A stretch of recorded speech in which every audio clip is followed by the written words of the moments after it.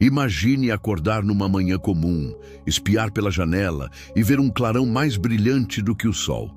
A onda de choque chega antes do pensamento. Vidros estouram. O chão balança. Foi assim em 6 de agosto de 1945, em Hiroshima. 3 dias depois, em Nagasaki. 80 anos depois, a pergunta insiste: e se acontecesse hoje? Se você quer entender como o passado pode impedir um desastre no presente, inscreva-se agora, ative as notificações, deixe o like e compartilhe.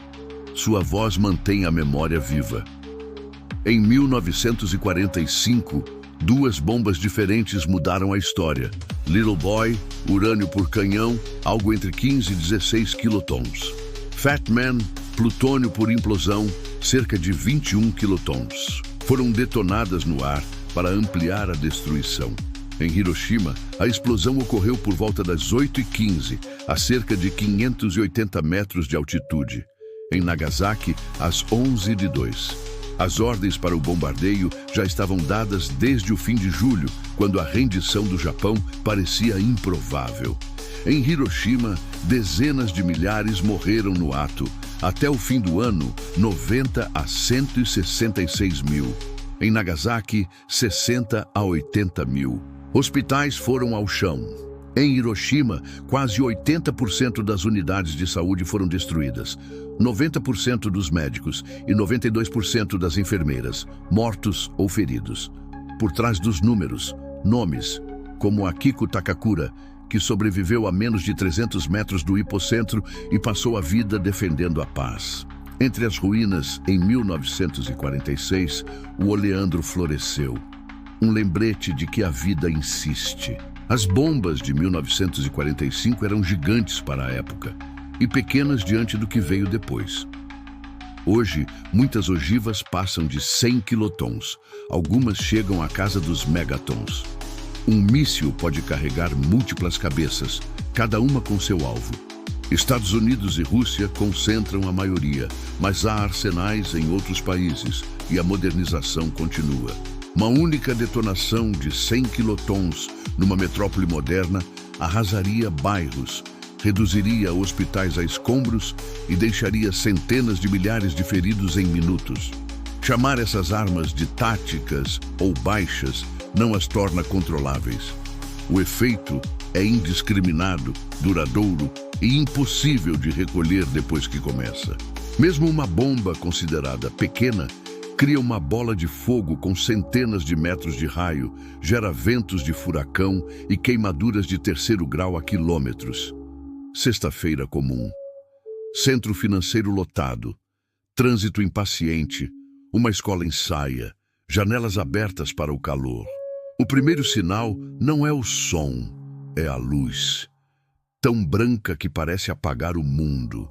Depois um silêncio curto. Então, a pancada que derruba tudo.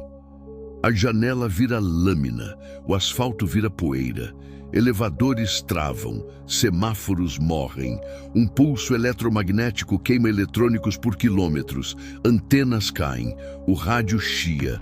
Você tenta ligar para alguém, ninguém atende.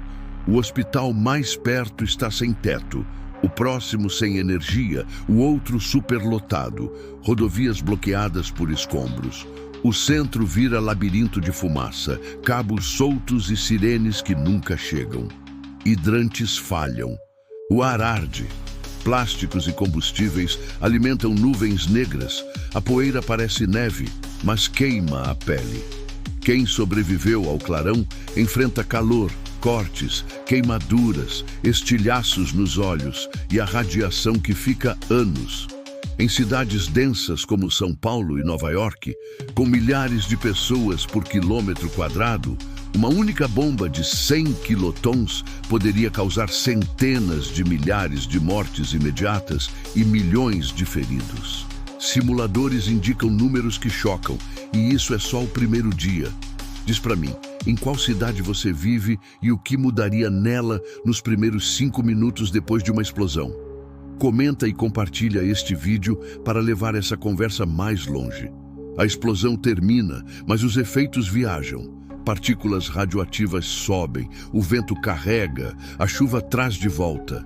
Bairros distantes recebem o fallout, plantas absorvem, cadeias alimentares contaminam.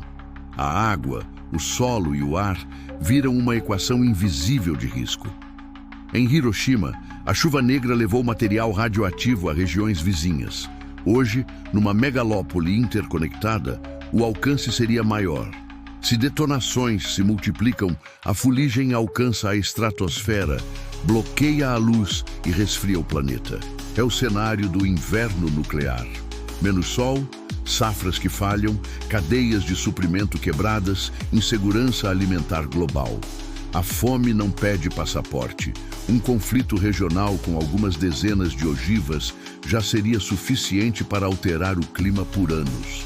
O que assusta ainda mais é que muitos especialistas consideram o erro um alarme falso, um mal-entendido, uma falha de software, mais provável do que um ataque deliberado. Em 1983, um único oficial interpretou um alerta como engano e evitou uma resposta catastrófica.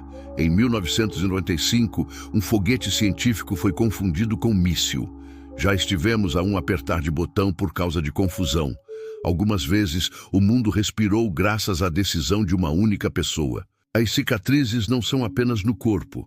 Nos anos seguintes, os Hibakusha enfrentaram leucemias, câncer de tireoide, tumores vários. Crianças expostas no útero nasceram com defeitos congênitos. E além da doença, houve estigma. Empregos negados, casamentos desfeitos, medo do rótulo contaminado. Ainda assim, eles viajaram, falaram, transformaram trauma em legado e pediram algo imenso e simples: nunca mais. Memória também vive na arte. Filmes, animes e documentários encaram o horror de frente. Alguns capturam o instante do clarão.